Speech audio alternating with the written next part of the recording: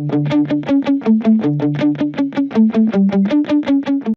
a quick snippet from my podcast, Maximize Your Influence. Hope you enjoy. Subscribe at MaximizeYourInfluence.com.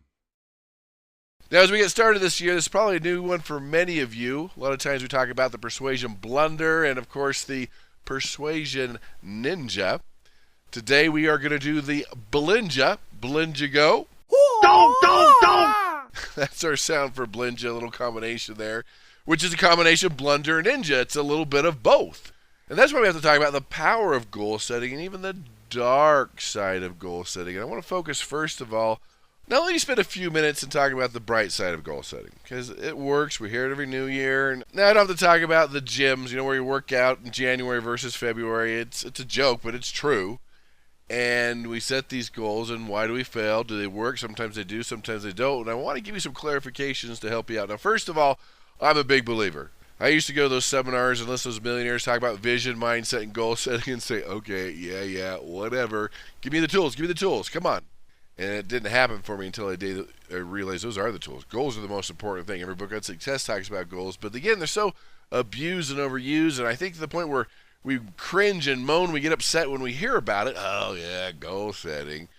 So let's talk about that a little bit. I mean, we know based on research that goals dictate performance.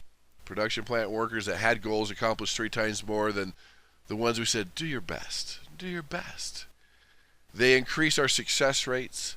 Some studies show we will accomplish 10 times more over 10, 20 years. It keeps us focused on what's important when we review our goals and our progress towards those goals, and keeps us focused on that thing that we want to accomplish. Goals done in the right way can unify a team or even motivate an individual to greater heights.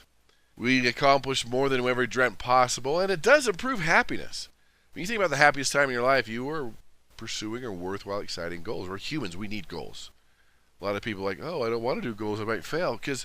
And that's true. But if you don't set goals, you're going to fail anyway. So you're a lot closer to that target when you set goals. And if you don't like the word goals, change the name to target objective. I don't care. As long as you're shooting towards something and getting closer to something.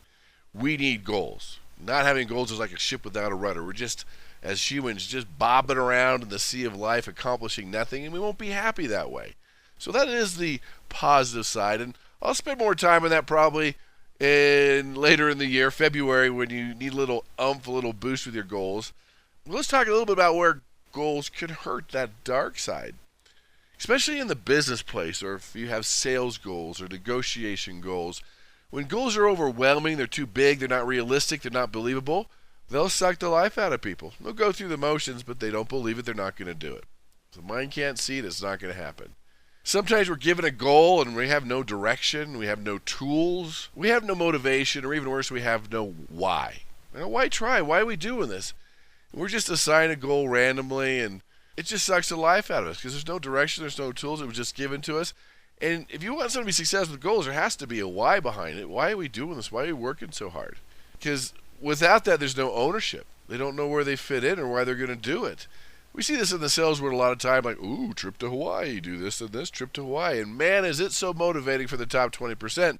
But to the other 80%, it's like, oh yeah, why try? It's not going to work. We never win. We don't have the best territory. They've been doing it longer. And it's very demoralizing and demotivating. We have to be very careful of that and how we do that. So I was reading an interesting article. This is from Harvard, called Goals Gone Wild, of all things. And it was a collaboration of Arizona University, University of Pennsylvania, Northwestern, and Harvard. And they did a little digging.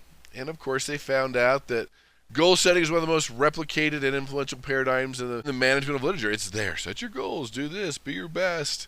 It's there. And again, I talked about the positive side of that, but then there's that negative side where they talked about Sears, Roebuck and Company. They're not around very much anymore, but they had this great goal for their mechanics. I don't even think Sears have mechanics anymore because of this, that they were all going to average $147 an hour in repairs. Well, that was way out there. It was a huge goal, and it's nice that goals stretch you, but sometimes it can cause a little unethical behavior. And what it did is it motivated Sears employees to deceive customers. And it created an environment where they were deceptive and overcharging and making things up. And it caused a huge problem. And when that went public, of course, the rest is history.